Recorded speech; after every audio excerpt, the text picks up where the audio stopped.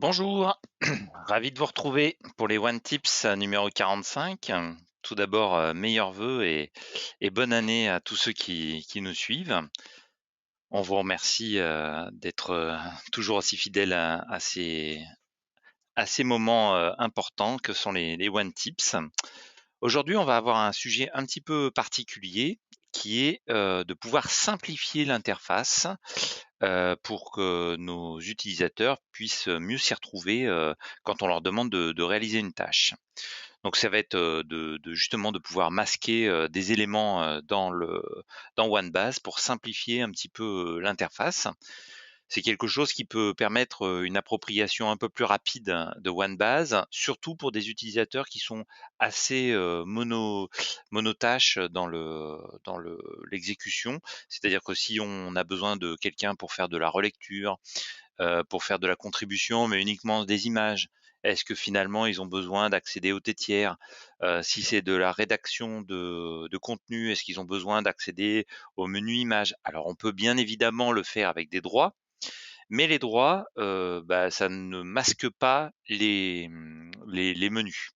Donc pour simplifier et alléger l'interface, en fait, on va vous montrer comment on peut faire pour des super administrateurs. Alors bien évidemment, les gens qui peuvent être là pendant ce one tip sont pas forcément, tous des super administrateurs, mais ils peuvent demander à Adrien au support de leur donner des accès ou demander à leur chef de projet de pouvoir, les aider à accéder à cette, fonctionnalité-là.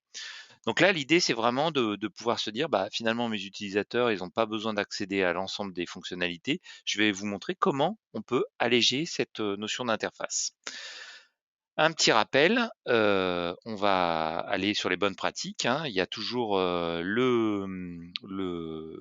petite bulle en haut à droite qui permet de poser des questions, le temps que je fasse la démonstration, des fonctionnalités et après on passe un peu de temps à la fin pour pouvoir, directement, poser des questions, s'il y a des questions un petit peu plus précises.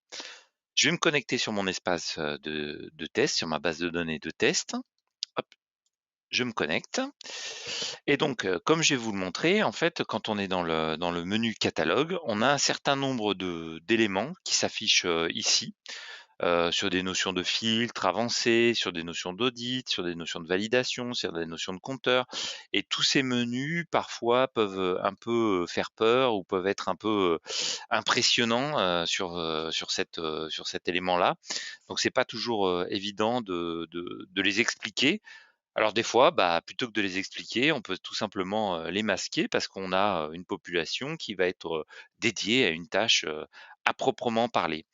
Ça va être également le cas sur ce genre de menu, c'est-à-dire que là, on a des infos produits, des choix adhérents, des mises en page, des articles, des images, des tétières, des tableaux croisés et finalement, bah, peut-être qu'on peut se dire: «Mais moi, tout ce qui est la notion de traduction, tout ce qui est la notion de tableau croisé, bah, mon utilisateur, moi, il a besoin d'aller dans info produits, de saisir de la donnée et d'enregistrer puis de passer à autre chose».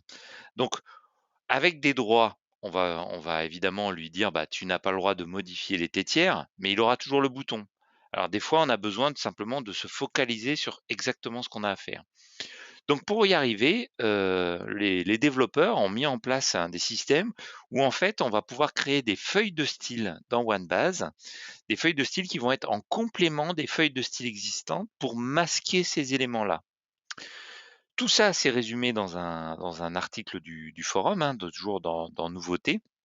C'est les nouveautés en page 2 du 4, voilà, le menu catalogue avec la possibilité de masquer, des éléments et donc là, on voit les classes que l'on peut masquer pour pouvoir y arriver. Donc on va le faire. On va garder notre contexte pour que ce soit plus simple pour la démonstration. Je vais dupliquer mon onglet et faire mon paramétrage. Dans contrôle d'accès, donc quand on est un super administrateur, on va pouvoir aller dans les modifications de configuration. Là, en l'occurrence, c'est une modification de configuration de type back office. Donc, je rentre dans le back office et je vais dans l'onglet apparence. Et dans l'onglet apparence, on voit les feuilles de style qui sont utilisées. Donc, il y a des feuilles de style primaires qui sont toujours là et immuables. C'est les feuilles de style de OneBase, mais va pouvoir surcharger ces feuilles de style par de nouvelles feuilles de style. Donc il faut créer une nouvelle feuille de style. Alors soit on a une feuille de style qui est déjà existante, soit on va créer une feuille de style from scratch. Donc pour pas perdre mon contexte, je vais cliquer pour ouvrir dans un nouvel onglet ce lien-là, où là je vais créer une feuille de style. Donc là, le nom de la feuille de style, ça va être un masquage des fonctions, par exemple, masquage de fonctions dans la catégorie OneBase. Et là, je vais pouvoir embarquer les CSS que je souhaite. Donc là, dans mon exemple, je vais dire, bah, finalement, moi, mon utilisateur, il n'a pas besoin de faire de filtre avancé pour pouvoir travailler. Il n'a pas besoin de faire de filtre sur les préférences d'affichage ou les compteurs. Donc, je vais récupérer dans les fonctionnalités les éléments qui vont m'intéresser, pour ce qui veut donc par exemple les validations d'Arbo, les validations, je vais prendre, hop, je vais prendre ces éléments-là par exemple, tout simplement. Je vais les mettre dans ma feuille de style. Hop, voilà. Je peux prendre également, le commentaire, qui m'embêtera pas, pour, rajouter ça. Donc là, ce que j'ai fait, c'est que je vais, masquer, les validations d'Arbo et les validations de produits. C'est-à-dire ces 2 éléments de section pour alléger mon écran de recherche. J'ai pris ces 2 éléments-là, donc j'ai créé ma feuille de style, de surcharge. Donc là, il y a attention, c'est très important, il faut enregistrer. Une fois que c'est enregistré, ça ne suffit pas. Il faut cliquer sur «Régénérer», donc ça va générer le CSS qui va être pris en compte dans la configuration. Donc toujours penser quand on travaille sur des CSS, alors ça marche aussi sur les marketing box, quand on fait des nouvelles feuilles de style pour les marketing box ou pour des nouvelles configurations, de feuilles de style complètes d'un client. Parce que ce qu'on peut imaginer, c'est que finalement, vous puissiez utiliser ces fonctionnalités-là pour personnaliser complètement votre OneBase. Donc, il faut bien évidemment faire régénérer. Donc, quand on a régénéré, on le voit ici. Mais ce n'est pas fini également. C'est que dans notre config, il va bien falloir également dans apparence rajouter cet nouvel élément qui est masquage de fonction. Donc là, qu'est-ce qui va se passer quand on va aller sur une page qui appelle ces feuilles de style? La dernière feuille de style va prendre le pas sur les autres. Donc on va vérifier ça, tout ça ici, on va réactualiser notre page sur cet élément-là et on voit que les éléments de validation produit ou validation d'Arbo ont disparu. Donc ça marche pour ces éléments-là. Donc on peut dire, bah, finalement, moi j'ai besoin de restreindre extrêmement l'affichage pour mes utilisateurs. Je veux qu'ils ne voient que les restreintes par et les restreintes à et filtrer par. Donc je peux masquer tous les autres pour alléger leur écran. D'accord? Mais je peux le faire aussi ici même pour dire, bah, finalement, mes utilisateurs, ils n'ont pas besoin de voir le bouton T tiers. Donc là, je vais récupérer les éléments pour dire, je vais masquer l'onglet T-tiers. Donc pareil, je vais modifier ma feuille de style, je vais rajouter mon entrée, j'enregistre et comme vous l'avez compris, il faut penser toujours à régénérer. Là, alors j'ai pas enregistré, j'ai pas fait mon travail. Donc d'abord, voilà, j'enregistre, voilà, OK. Et ah bah il me l'a régénéré dès que j'ai enregistré, il me l'a régénéré.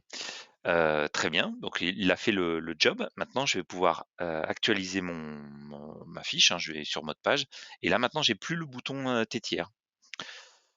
Donc en fait, on a artificiellement masqué des éléments dans OneBase pour que nos utilisateurs puissent se focaliser sur ce qu'ils, souhaitent, vraiment, travailler. Alors attention, ça, ce masquage-là, c'est un masquage qui est global, hein. C'est-à-dire que là, j'ai fait un masquage, pour l'ensemble des utilisateurs de OneBase. C'est vraiment quelque chose qui est vraiment assez important. Si on n'a pas besoin de notion de traduction, de notion de tableau croisé, c'est pour alléger vraiment les écrans, mais c'est d'une manière globale parce que c'est la feuille de style de l'ensemble de OneBase. Donc il faut manier ça avec attention, mais ça peut vraiment être utile dans une configuration d'un PIM simple dans lequel on n'a pas besoin de toutes les fonctionnalités pour aller plus vite. Voilà, donc c'est vraiment, faut réfléchir à cette notion-là. Mais ça illustre aussi le fait que dans OneBase, on peut rajouter des feuilles de style par-dessus qui vont permettre aux utilisateurs de pouvoir, personnaliser, les éléments, directement. Donc attention, évidemment, quand on fait ce genre de personnalisation, quand on s'adresse au support et qu'on lui dit: «Bah, au fait, comment je fais pour rajouter une tétière?» Bah, évidemment, si on a masqué les fonctionnalités, bah, on a moins de cette capacité-là. Donc il faut réfléchir à ce sujet-là. Ce qu'on veut aujourd'hui vous sensibiliser, c'est qu'il y a des capacités pour faire ce genre d'action, mais il faut quand même être vigilant et ça doit s'inscrire dans une réflexion globale, de paramétrage dans votre OneBase, complet. Voilà. C'est important pour que vous ayez vraiment une vision, des éléments, mais donc on peut simplifier ces écrans-là, simplifier aussi les validations qui se trouvent, ici. Toujours pareil, c'est dans les éléments de masquage, sur des onglets spécifiques où donc là, finalement, on peut en faire en fonction du visa, en fait, du code du visa. Donc c'est important de pouvoir faire les éléments, directement.